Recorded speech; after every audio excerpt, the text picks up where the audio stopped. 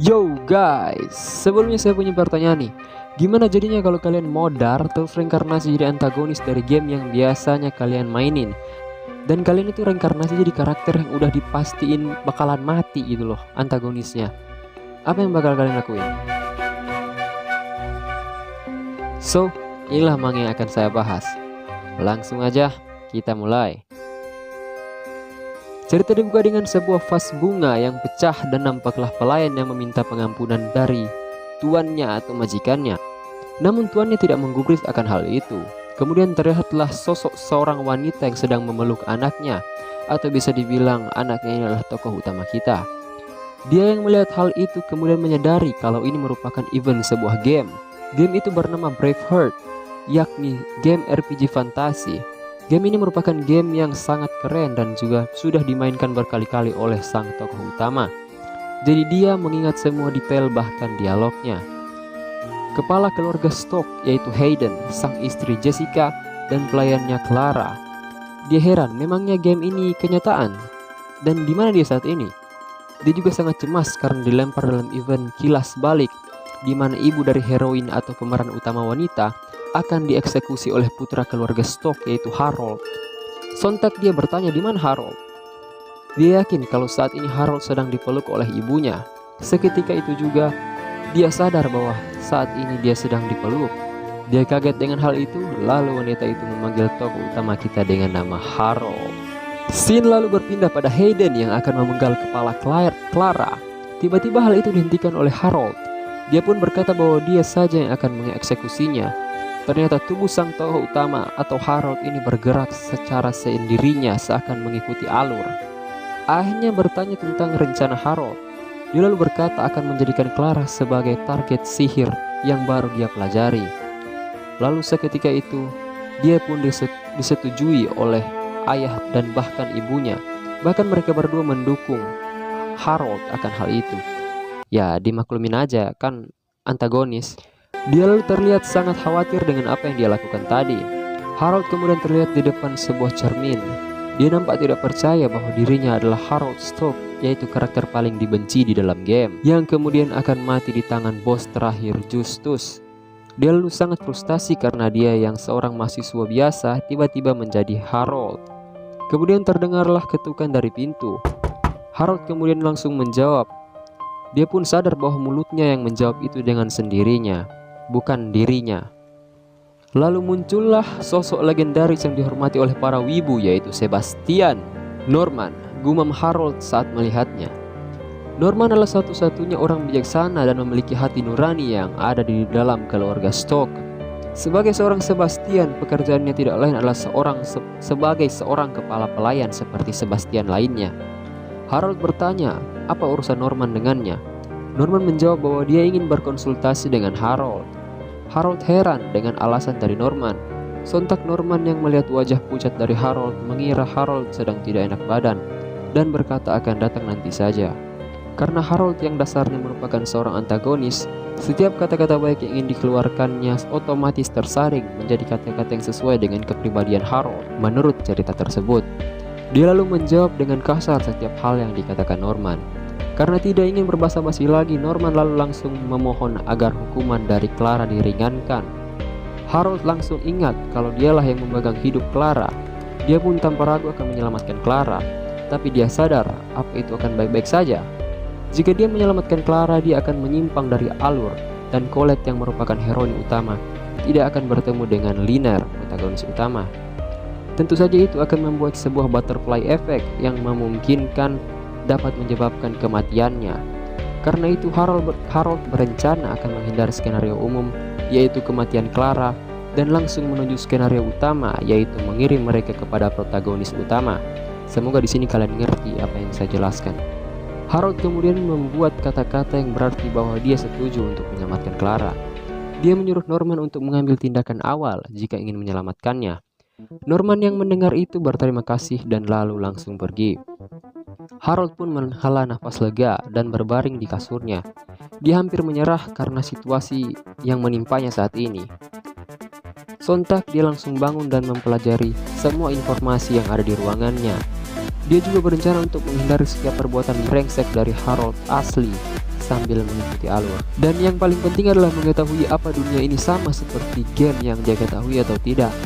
Jadi dia memutuskan untuk berkonsultasi dengan pengetahuan tentang game ini, lalu berdiri dan ingin mengambil sesuatu dengan tujuan untuk menghancurkan flag kematiannya. Harold lalu datang ke penjara di mana Clara ditempatkan. Dia lalu masuk dan mengagetkan penjaga di situ hingga dia terjatuh. Harold lalu berkata bahwa dia harus bicara dengan Clara di dalam sedangkan penjaga itu harus diam di luar. Harold lalu memasuki bagian bawah dari penjara, di mana disitulah Clara terkurung. Dia lalu langsung memanggil nama Clara. Clara yang mendengar itu langsung mengira kalau sekarang sudah waktunya untuk dihukum. Namun Harold berkata kalau dia datang untuk alasan lain. Harold lalu melontarkan beberapa pertanyaan mengenai diri Clara dan juga Colette anaknya.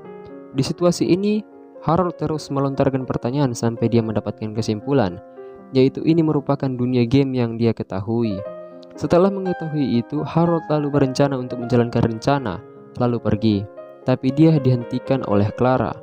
Clara lalu memohon pada Harold jika dia sudah mati, tolong rawatlah anaknya Colette, karena anaknya tidak melakukan kesalahan apapun padanya.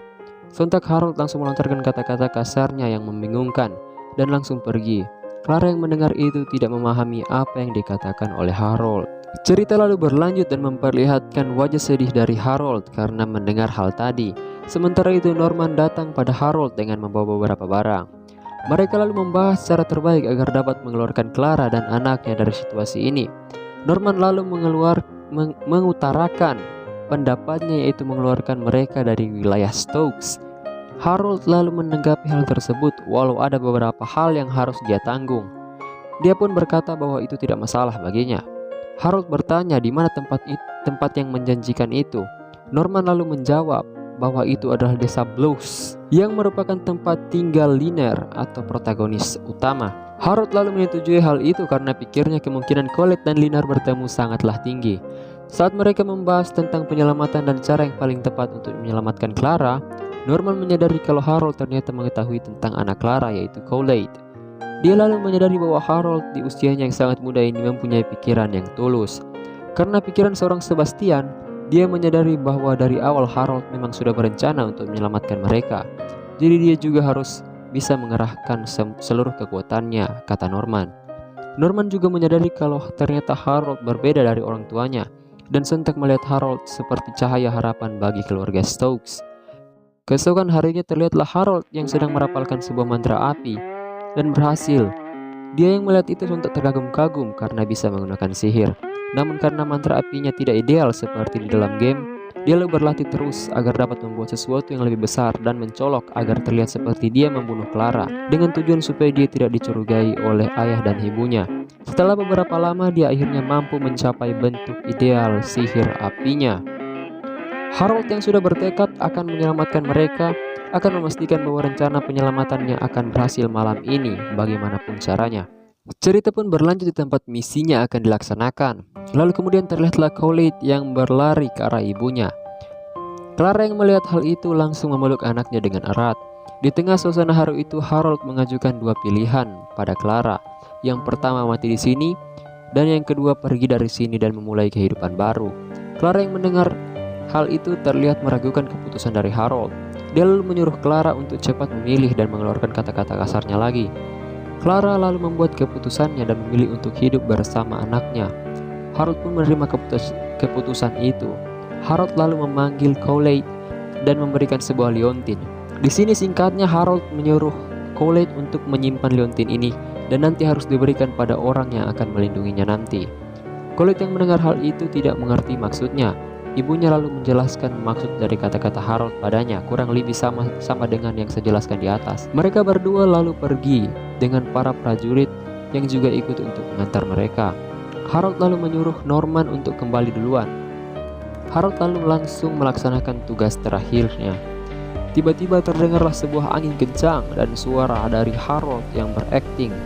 Dia lalu mengucapkan mantra dan keluarlah pilar api yang sangat besar beserta dengan suara gemuruh yang bergema di seluruh tempat itu.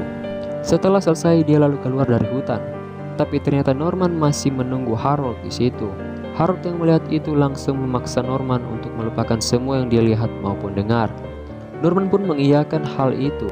Setelah mendengar itu, dia seketika langsung pergi. Nah, pokoknya di sini Norman bilang kalau Harold udah nanggung beban dari kedua orang tuanya dan membohongi seluruh mansion pada saat yang sama untuk menahan rasa sakitnya. Pokoknya di sini menurut Norman, Harold itu sangat menderita. Norman juga bilang kalau dia menyesal karena tidak mencoba dekat dengan Harold selama ini dan berjanji untuk menebus seluruh kesalahannya sampai Harold bisa bebas dari tekanan kedua orang tuanya.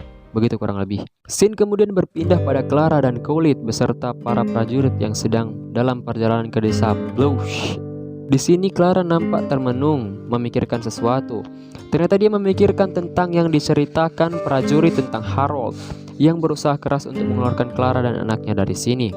Dia bahkan memberikan sekantong emas miliknya yang diberikan ayahnya untuk membeli sebuah pedang kepada Clara dan menyuruh satu prajurit untuk membeli pedang murah untuknya.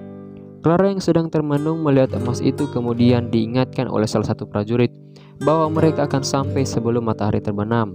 Prajurit itu menurunkan Clara untuk istirahat, tapi Clara menolak dengan alasan ingin menghayati pemandangannya.